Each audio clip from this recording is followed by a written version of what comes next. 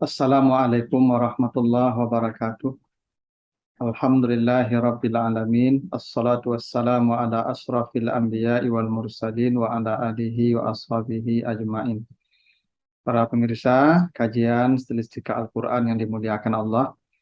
Kembali kita lanjutkan bahasan kita dalam gaya bahasa Al-Quran dan makna di balik keindahan redaksi yang Allah hadirkan dalam kitab sucinya. Kali ini kita akan bahas judul kikir dalam preposisi an. Kita akan bahas surat Muhammad ayat 38. Apa kata Allah? Auzubillahi minasyaitonirrajim. Saya baca di tengah ya, karena poin kita pada kalimat di tengahnya.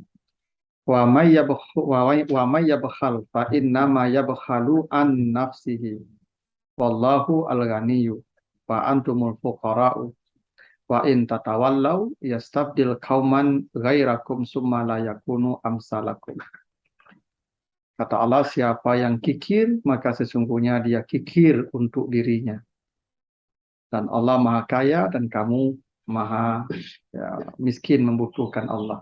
Dan jika kamu berpaling, maka dia akan mengganti dengan kaum selain kamu.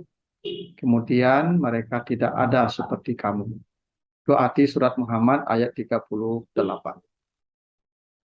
Apa poin penting kita dari ayat ini? Kata fa'in nama yabkhalu an nafsihi. Sesungguhnya dia kikir untuk dirinya. Jadi di situ Allah gunakan preposisi an ya. Fa'in nama yabkhalu an nafsihi. Padahal sebetulnya bisa digunakan preposisi li. Ya. Wa may yabkhal fa'in nama yabkhalu li nafsihi. Kira-kira begitu. Maka siapa yang kikir, maka dia kikir untuk dirinya sendiri. Tapi untuk dirinya itu tidak digunakan li nafsihi, tapi digunakan an nafsihi. Apa bedanya? Li dan an. Li itu maknanya ada tamlik, ada ta'lil, ya, ada tashil, ada milik, ada kemudahan, ada ringan, ya, ada dekat. Itu makna li. Kalau an itu maknanya al-ibtiad wal mujawazah. Jadi an itu maknanya jauh dan melewati batas. Jadi jauh dan melewati sesuatu itu namanya an. Coba perhatikan surah Al-Nasrah ayat 2. Wa wada'na angka wizrak. Wa wada'na angka wizrak.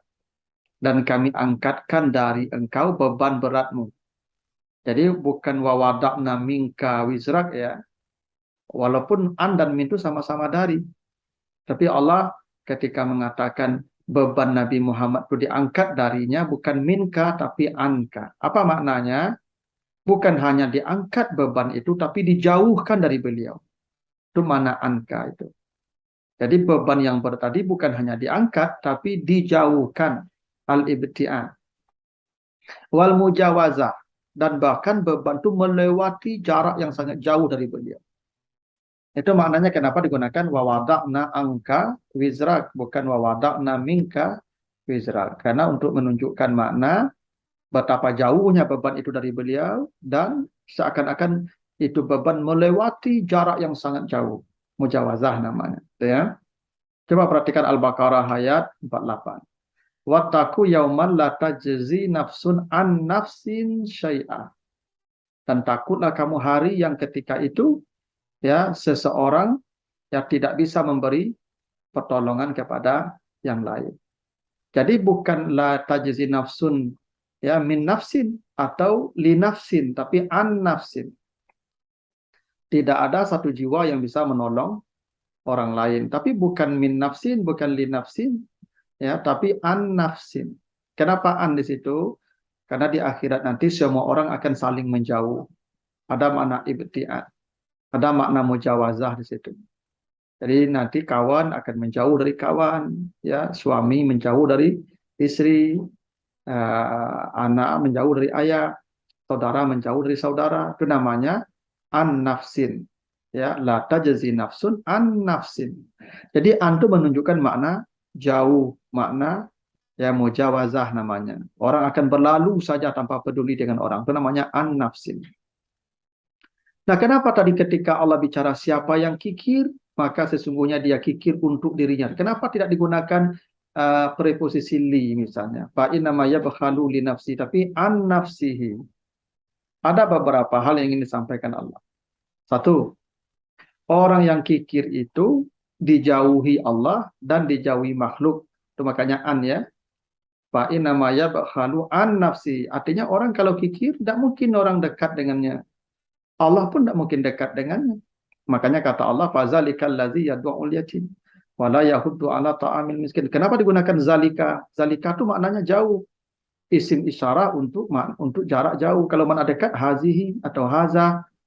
Ketika Allah menggunakan zalikal ladzi yad'ul yatim, itu orang yang kikir, yang tak peduli dengan orang miskin, dengan anak yatim, itu jauh dari Allah, kira-kira begitu. Tidak mungkin dekat dengan Allah. Makanya Nabi mengatakan, ana wa kafilul yatim kahataini fil jannah. Saya dengan orang memelihara anak yatim itu seperti ini jaraknya dekatnya.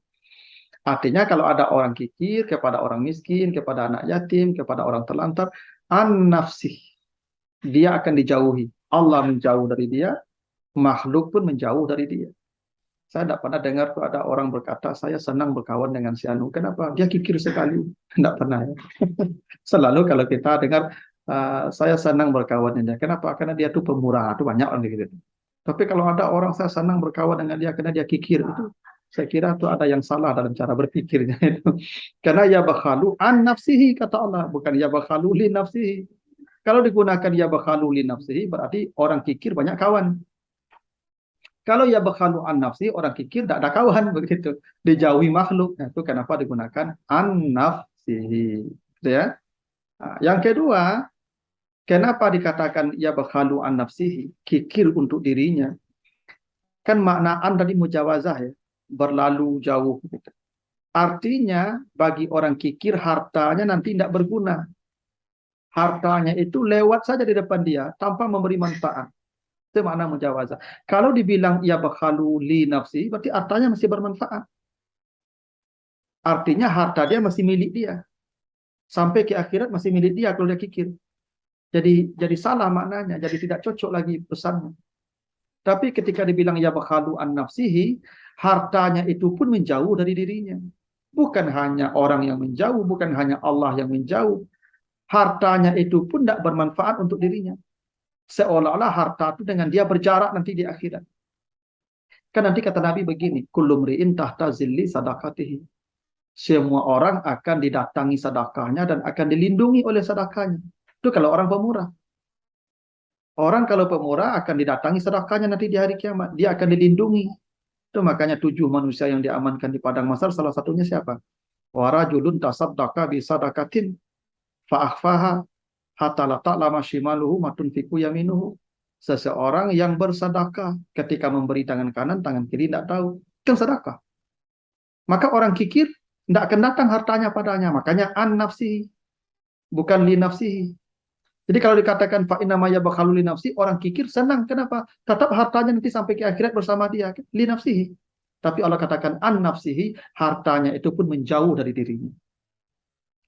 Hartanya itu lewat, tapi tidak beri manfaat. Hartanya nanti ada, tapi tidak ada gunanya untuk dia. Dia hartanya seolah-olah lari dari dia, seperti manusia lari dari dia, seperti Allah juga menjauh dari dia. Itulah rahasianya. Kenapa dalam konteks orang kikir Allah menggunakan preposisi an, bukan li atau bukan min dan sebagainya. Fa inna ma yabkhalu an nafsihi, menunjukkan orang yang kikir dijauhi Allah, orang kikir dijauhi makhluk, orang kikir pun dijauhi oleh hartanya kelak di akhirat. An nafsihi. Begitulah pesan di balik preposisi pada ya kata yabkhalu, ya tidak pakai li atau min tapi menggunakan an untuk menunjukkan makna ibtiad dan mujawazah. Begitu, mudah-mudahan ada manfaatnya. Lebih kurang mohon maaf. Wassalamualaikum warahmatullahi wabarakatuh.